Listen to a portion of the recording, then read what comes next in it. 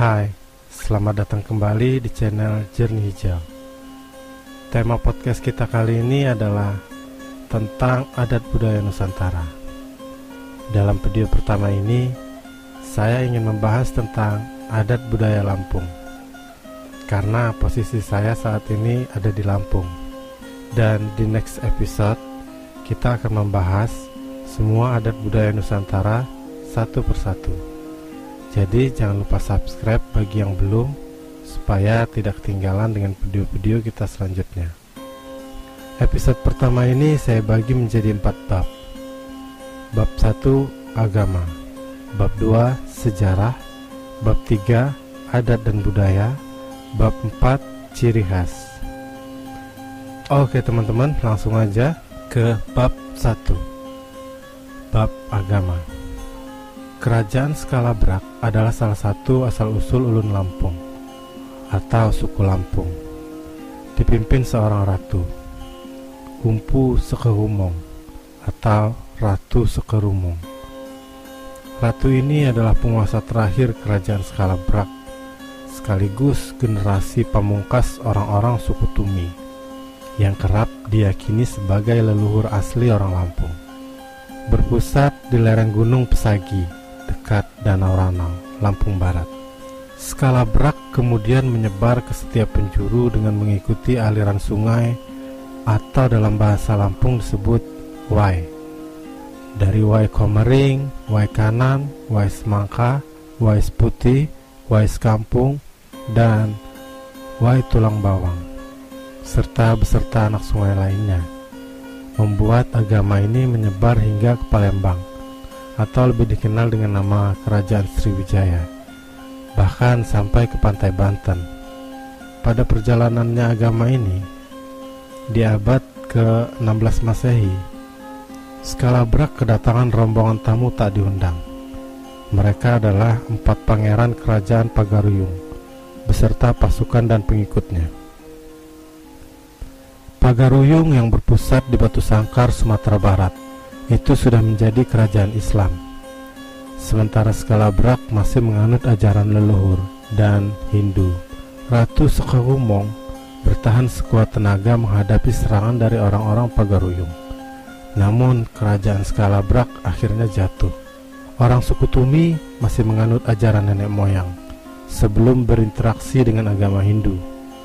Itu artinya Skalabrak sedari awal didirikan merupakan kerajaan yang menganut agama Hindu, meskipun ada pula rakyatnya yang memeluk ajaran Buddha serta kepercayaan lokal seperti animisme dan dinamisme. Ada sebuah pohon bernama Belasak Kepampang yang disucikan oleh orang-orang Tumi. Pohon ini memiliki 2 cabang, yaitu cabang nangka dan cabang sembukau, yang keduanya mengandung getah. Jika terkena getah cabang sembukau, orang bisa terkena penyakit kulit dan berbahaya apabila dibiarkan begitu saja. Namun obatnya yaitu dari cabang satunya, yaitu cabang nangka. Adanya 2 cabang dengan 2 getah yang bertolak belakang dalam satu pohon inilah yang membuat Belasak Pampang dikeramatkan. Kerajaan di lereng Gunung Pesagi itu dirintis suku Tumi dibuktikan dengan ditemukannya sejumlah peninggalan seperti batu-batu, tapak bekas kaki, altar upacara, hingga tempat eksekusi mati. Louis Charles Damais 1995 dalam Epigrafi dan Sejarah Nusantara menyimpulkan, prasasti tersebut merupakan peninggalan kerajaan Skalabrak pada era suku Tumi. Pagaruyung yang berhasil mengalahkan kerajaan Skalabrak mengganti konsep kerajaan Hindu dengan pemerintahan Islam yang disebut dengan istilah kepaksian. Setelah berhasil menggulingkan Ratu Sekerumong selaku penguasa terakhir kerajaan Skalabrak, wilayahnya pun dipecah menjadi 4 bagian. Masing-masing wilayah dimiliki 4 pangeran Pagaruyung, yakni Inder Gajah, Belungu, Sikin, dan Paklang. Mereka menyandang gelar sebagai Umpu Bejalan Diwai, Umpu Belengu, Umpu Nyerupa, dan Umpu Pernong. Masing-masing kepaksian tersebut memiliki wilayah, rakyat, dan adat istiadatnya sendiri, serta mempunyai kedudukan yang sama. Belasak Pampang yang sebelumnya sangat disucikan oleh orang-orang suku Tumi ditebang. Kayu dari pohon belasak Pampang kemudian digunakan untuk membuat singgasana, atau yang dikenal dengan istilah pepadun. Atas kesepakatan di antara 4 kepaksian, pepadun ini disimpan dan baru dikeluarkan setiap kali ada acara penobatan pemimpin dari masing-masing kepaksian. Pepadun sengaja disimpan untuk menghindari potensi perebutan kekuasaan antar kepaksian di kemudian hari. Ditebangnya belasak Pampang juga menjadi titik balik memudarnya pengaruh orang-orang suku Tumi di Lampung. 4 kepaksian berkembang pesat, disebut pernah menjalin relasi dagang dengan kerajaan-kerajaan lain di Nusantara, bahkan dengan India dan Cina. Sempat mengalami masa-masa sulit selama penjajahan Belanda. 4 kepaksian ternyata tetap mampu bertahan melintasi zaman. Keturunan dari suku Tumi pun masih berusaha melestarikan adat dan budaya Skalabrak, kendati sudah tidak memiliki wewenang secara politik lagi. Sejak 2014 lalu, diadakan festival Skalabrak untuk memperingati hari lahir Lampung Barat yang sebenarnya sudah muncul sejak awal Masehi di Lampung, dengan segala dinamikanya, termasuk terusirnya suku Tumi dari tanah asalnya sendiri. Bab 2. Sejarah. Lampung adalah sebuah provinsi paling selatan di Pulau Sumatera, dengan ibu kota Bandar Lampung. Provinsi ini memiliki 2 kota besar, yaitu Kota Bandar Lampung dan Kota Metro, serta 13 kabupaten. Posisi Lampung secara geografis berada di sebelah barat berbatasan dengan Samudra Hindia, di sebelah timur dengan Laut Jawa, di sebelah utara berbatasan dengan Provinsi Sumatera Selatan, dan di sebelah selatan berbatasan dengan Selat Sunda. Provinsi Lampung lahir pada tanggal 18 Maret 1964. Sebelum itu, Provinsi Lampung merupakan keresidenan yang tergabung dengan Provinsi Sumatera Selatan. Kendati pun Provinsi Lampung sebelum tanggal 18 Maret 1964 secara administratif masih merupakan bagian dari Provinsi Sumatera Selatan, namun daerah ini jauh sebelum Indonesia merdeka memang telah memiliki potensi yang sangat besar, serta corak warna kebudayaan tersendiri yang dapat menambah ragam adat budaya di Nusantara. Oleh karenanya, pada zaman VOC, daerah Lampung tidak terlepas dari incaran penjajahan Belanda.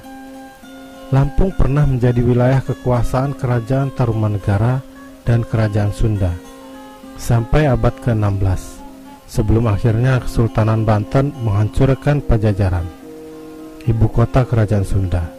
Sultan Banten yakni Hasanuddin lalu mengambil alih kekuasaan atas Lampung.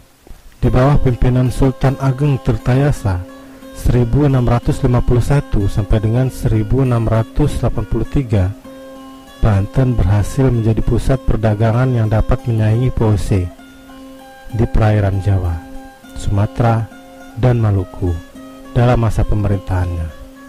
Sultan Ageng berupaya meluaskan wilayah kekuasaan Banten yang terus mendapat hambatan karena dihalangi VOC yang bercokol di Batavia.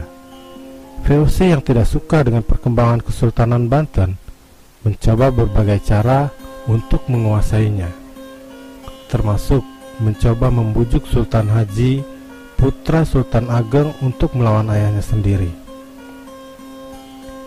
Dalam perlawanan menghadapi ayahnya sendiri, Sultan Haji meminta bantuan VOC, dan sebagai imbalannya, ia menjanjikan akan menyerahkan penguasaan atas daerah Lampung kepada VOC. Akhirnya pada tanggal 7 April 1682, Sultan Ageng Tirtayasa disingkirkan dan Sultan Haji dinobatkan menjadi Sultan Banten. Dari perundingan-perundingan antara VOC dengan Sultan Haji menghasilkan sebuah piagam dari Sultan Haji tertanggal 27 Agustus 1682 yang isinya antara lain menyebutkan bahwa sejak saat itu pengawasan perdagangan rempah-rempah atas daerah Lampung diserahkan oleh Sultan Banten kepada VOC, yang sekaligus memperoleh monopoli perdagangan di daerah Lampung. pada tanggal 29 Agustus 1682, iring-iringan armada VOC dan Banten membuang sauh di Tanjung Tiram. Armada ini dipimpin oleh Panderschoor dengan membawa surat mandat dari Sultan Haji yang mewakili Sultan Banten. Ekspedisi Panderschoor yang pertama ini tidak berhasil dan ia tidak mendapatkan lada yang dicarinya. Perdagangan langsung antara VOC dengan Lampung mengalami kegagalan, disebabkan karena tidak semua penguasa di Lampung langsung tunduk begitu saja kepada kekuasaan Sultan Haji yang bersekutu dengan Company. Sebagian mereka masih mengakui Sultan Ageng Tirtayasa sebagai Sultan Banten dan menganggap Company tetap sebagai musuh. Sementara itu, timbul keraguan dari VOC mengenai status penguasaan Lampung di bawah kekuasaan Sultan Banten, yang kemudian baru diketahui bahwa penguasaan Banten atas Lampung tidaklah mutlak. Penempatan wakil-wakil Sultan Banten di Lampung yang disebut jenang atau kadang-kadang disebut gubernur hanyalah dalam mengurus kepentingan perdagangan hasil bumi. Sedangkan para penguasa Lampung asli yang terpencar pada tiap-tiap desa atau kota yang disebut adipati, secara hierarki tidak berada di bawah koordinasi penguasaan jenang atau gubernur. Disimpulkan, penguasaan Sultan Banten atas Lampung hanya dalam hal garis pantai saja, dalam rangka menguasai monopoli arus keluar hasil bumi, terutama lada.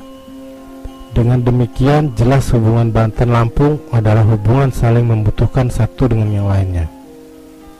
Selanjutnya, pada masa Raffles berkuasa pada tahun 1811, ia menduduki daerah Semangka dan tidak mau melepaskan daerah Lampung kepada Belanda, karena Raffles beranggapan bahwa Lampung bukanlah jajahan Belanda. Namun, setelah Raffles meninggalkan Lampung, baru kemudian tahun 1829 ditunjuk residen Belanda untuk Lampung. Pada masa itu, sejak tahun 1817, posisi Raden Inten, pejuang perlawanan Lampung, semakin kuat, yang membuat Belanda merasa khawatir dan mengirimkan ekspedisi kecil dipimpin oleh asisten residen Kruseman, yang menghasilkan persetujuan bahwa Raden Inten memperoleh bantuan keuangan dari Belanda sebesar 1.200 pound sterling setahun. Kedua, saudara Raden Inten masing-masing memperoleh bantuan sebesar 600 pound sterling tiap tahun. Raden Inten tidak diperkenankan meluaskan wilayah lagi, selain dari desa-desa yang sampai saat itu berada di bawah pengaruhnya. Tetapi persetujuan itu tidak dipenuhi oleh Raden Inten, dan ia tetap melakukan perlawanan terhadap Belanda. Sehingga pada tahun 1825 Belanda memerintahkan Lilienfeld untuk menangkap Raden Inten. Namun dengan cerdik, Raden Inten dapat menyerbu benteng Belanda dan membunuh Lilienfeld serta anak buahnya. Belanda yang ketika itu juga tengah menghadapi perang di Penogoro 1825 sampai dengan 1830 dibuat tidak berkutik terhadap perlawanan tersebut. Tahun 1825, Raden Inten meninggal dunia, lalu digantikan oleh putranya Raden Imbah Kusuma. Setelah perang di Penogoro selesai, pada tahun 1830, Belanda menyerbu Raden Imbah Kusuma. Dilanjutkan pada tahun 1833, Belanda kembali menyerang benteng Raden Imbah Kusuma, yang semuanya menemui kegagalan. Baru pada tahun 1834, setelah asisten residen digantikan oleh perwira militer Belanda yang didukung dengan kekuatan penuh, maka benteng Raden Imbah Kusuma berhasil dikuasai. Raden Imbah Kusuma menyingkir ke daerah Lingga, namun penduduk daerah ini menangkapnya dan menyerahkannya kepada Belanda. Raden Imbah Kusuma kemudian dibuang ke Pulau Timur. Belanda juga kian gencar mendekati rakyat pedalaman melalui jalan halus, dengan memberikan berbagai hadiah kepada pemimpin perlawanan rakyat Lampung yang ternyata tidak membawa hasil. Sehingga akhirnya Belanda membentuk tentara sewaan yang terdiri dari orang-orang Lampung sendiri, untuk melindungi kepentingan Belanda di daerah Teluk Betung dan sekitarnya. Di lain sisi, perlawanan rakyat yang digerakkan oleh putra Raden Imbakusuma yang bernama Raden Inten II terus berlangsung. Sampai akhirnya Raden Inten II ini ditangkap dan dibunuh oleh tentara-tentara Belanda yang khusus didatangkan dari Batavia. Sejak itu, Belanda mulai leluasa menancapkan kakinya di daerah Lampung dan memberikan nama Oosthaven kepada Lampung. Perkebunan mulai dikembangkan, yakni penanaman kait suk, tembakau, kopi, karet, dan kelapa sawit. Untuk kepentingan pengangkutan hasil perkebunan itu, pada tahun 1913 dibangun jalan kereta api dari Teluk Betung menuju Palembang. Hingga menjelang Indonesia merdeka tanggal 17 Agustus 1945 dan periode perjuangan fisik setelah itu, putra Lampung tidak ketinggalan ikut terlibat dan merasakan betapa pahitnya perjuangan melawan penindasan penjajah. Sampai akhirnya, sebagaimana dikemukakan pada awal uraian, pada tahun 1964, Keresidenan Lampung ditingkatkan menjadi daerah tingkat 1, Provinsi Lampung. Kejayaan Lampung sebagai sumber lada hitam pun mengilhami para seniman, sehingga tercipta lagu Tanoh Lado. Bahkan ketika Lampung diresmikan menjadi provinsi pada 18 Maret 1964, lada hitam menjadi salah satu bagian lambang daerah itu. Bab 3. Adat Budaya. Masyarakat adat Lampung Pepadun adalah salah satu dari dua kelompok adat besar dalam masyarakat Lampung. Masyarakat ini mendiami daerah pedalaman atau daerah dataran tinggi Lampung. Berdasarkan sejarah perkembangannya, masyarakat Pepadun awalnya berkembang di daerah Abung, Waikanan, dan Wais Putih. Kelompok adat ini memiliki kekhasan dalam hal tatanan masyarakat dan tradisi yang berlangsung dalam masyarakat secara turun-temurun. Masyarakat Pepadun menganut sistem kekerabatan patrilineal yang mengikuti garis keturunan bapak dalam satu keluarga. Kedudukan adat tertinggi berada pada anak laki-laki tertua dari keturunan tertua, yang disebut penyimbang. Gelar penyimbang ini sangat dihormati dalam adat Pepadun karena menjadi penentu dalam proses pengambil keputusan. Status kepemimpinan adat ini akan diturunkan kepada anak laki-laki tertua dari penyimbang, dan demikian seterusnya. Berbeda dengan Saibatin yang memiliki budaya kebangsawanan yang kuat, cenderung berkembang lebih egaliter dan demokratis. Status sosial dalam masyarakat Pepadun tidak semata-mata ditentukan oleh garis keturunan. Setiap orang memiliki peluang untuk memiliki status sosial tertentu, selama orang tersebut dapat menyelenggarakan upacara adat Cakak Pepadun. Gelar atau status sosial yang dapat diperoleh melalui Cakak Pepadun diantaranya gelar Sultan, Raja, Pangeran, dan Dalom. Nama Pepadun berasal dari perangkat adat yang digunakan dalam prosesi Cakak Pepadun. Pepadun adalah bangku atau singgasana kayu yang merupakan simbol status sosial. Prosesi pemberian gelar adat, Juluk Adok, dilakukan di atas singgasana ini. Dalam upacara tersebut, anggota masyarakat yang ingin menaikkan statusnya harus membayar sejumlah uang dan memotong sejumlah kerbau. Prosesi Cakak Pepadun ini diselenggarakan di rumah sesaat dan dipimpin oleh seorang penyimbang atau pimpinan adat yang posisinya paling tinggi. Pakaian adat Lampung merupakan warisan budaya Nusantara yang harus selalu dilestarikan. Pasalnya, pakaian adat memiliki keunikan yang menjadi ciri khas dari daerah tersebut. Pakaian adat Lampung disebut juga dengan tulang bawang. Biasanya pakaian ini lebih sering digunakan pada acara pernikahan. Pakaian adat pria Lampung sama seperti pakaian adat daerah lainnya. Pakaian adat Lampung juga dibagi menjadi dua jenis, yaitu untuk pria dan wanita. Untuk pria, pakaian yang digunakan cukup sederhana, yaitu berupa baju lengan panjang, celana panjang, sarung tumpal, sesapuran, dan kikat akhir. Sarung tumpal merupakan kain sarung khas Lampung yang ditenun menggunakan benang emas. Selanjutnya, ada kikat akhir yang disebut juga dengan selendang bujur sangkar yang digunakan secara melingkar pada pundak untuk menutupi bahu. Meskipun terlihat sederhana, tapi bisa menumbuhkan kesan karismatik pada pria yang mengenakannya. Untuk melengkapi penampilan, ada pula aksesoris yang digunakan oleh pria, yaitu sebagai berikut, yaitu kalung yang memiliki gantungan berupa 3 lempengan perahu dengan ukuran yang berbeda. Filosofinya, kalung tersebut menjadi simbol sebuah kehidupan baru yang akan dijalani secara turun-temurun. Kalung buah jukum, yaitu kalung dengan gantungan yang berupa miniatur buah jukum, yang bermakna doa agar segera mendapat keturunan. Selempang pinang, yaitu kalung dengan gantungan yang menyerupai buah atau bunga. Ikat pinggang, atau disebut juga dengan bulu, yang dilengkapi dengan sebuah badik sebagai senjata tradisional khas Lampung. Gelang burung, yaitu gelang pipih dilengkapi dengan hiasan berbentuk burung garuda terbang. Filosofinya adalah menunjukkan kehidupan yang panjang dan kekerabatan yang terus terjalin setelah menikah. Gelang kano, yaitu gelang yang berbentuk seperti ban kendaraan yang dipakai di lengan kanan dan kiri, di bawah gelang burung. Maknanya adalah membatasi hal-hal buruk yang terjadi setelah menikah. Gelang bibit, yaitu gelang yang dikenakan di bawah gelang kano, yang melambangkan doa agar segera diberi keturunan. Lalu untuk pakaian adat Lampung wanita, tidak jauh berbeda dengan yang dikenakan oleh pria. Hanya saja ada aksesoris tambahan yang terlihat lebih mencolok. Di antaranya ada selapai yang merupakan baju tanpa lengan dengan hiasan rumbai ringgit di tepi bawah. Aksesoris yang digunakan oleh para wanita Lampung yaitu sebagai berikut.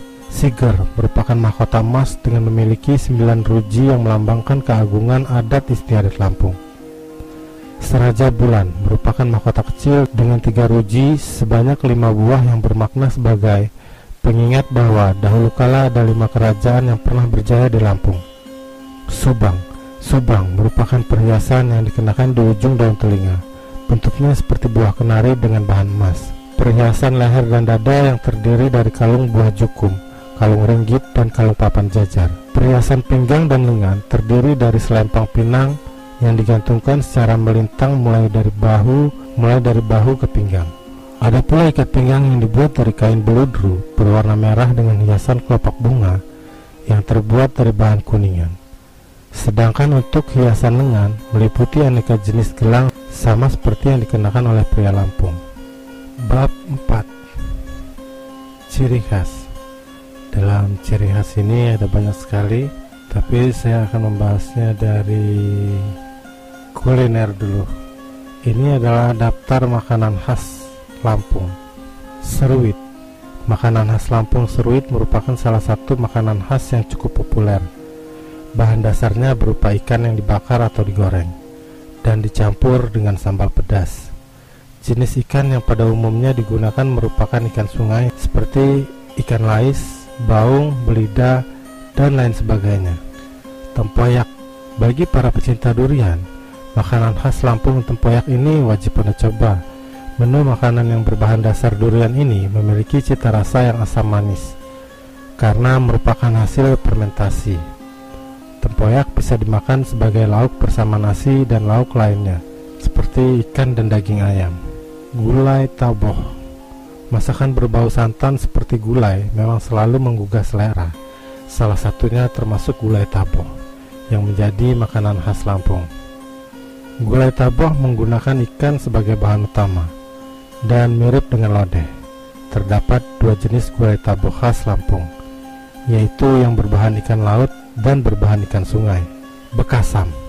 Makanan yang satu ini sudah semakin langka dan sulit ditemukan karena proses pembuatannya yang cukup lama. Bekasam merupakan jenis makanan yang terbuat dari rebung yang diiris-iris tipis dan direndam di dalam air dengan wadah yang tertutup untuk melakukan proses fermentasi. Hasil fermentasi tersebut kemudian dicampur dengan potongan daging ikan dan difermentasi kembali hingga dirasa cukup. Setelah itu, hasil fermentasi kedua bahan ditiriskan airnya agar siap dibumbui dan dimasak menjadi hidangan yang lezat. Awal dibuatnya bekasam adalah karena pada zaman dahulu tidak banyak yang menjual ikan pada musim tangkap ikan, dikarenakan sudah banyak yang mempunyai ikan. Karena pada zaman itu belum ada es untuk mengawetkan ikan dan transportasi sulit untuk menjualnya ke kota, maka untuk mengantisipasi ikan-ikan menjadi busuk, diawetkanlah ikan tersebut dengan cara fermentasi. Engka. Nah, ini favorit saya ini. Kalian harus coba ini. Cemilan yang satu ini tidak kalah lezatnya dengan makanan khas Lampung lainnya.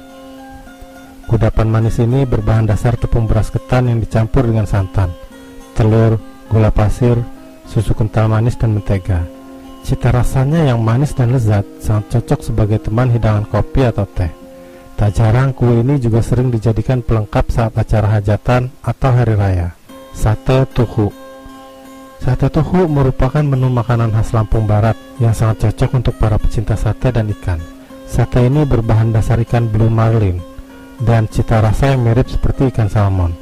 Sate ikan tuhu ini dibakar dan disajikan dengan siraman kuah kacang, sambal, dan acar sebagai pelengkapnya. Senjata khas Lampung adalah badik, sedangkan alat musik khas Lampung adalah membling. Terima kasih sudah mendengarkan video ini sampai selesai. Mari sama-sama kita bantu channel ini supaya bisa berkembang dengan cara subscribe, like, dan share video ini. Salam budaya.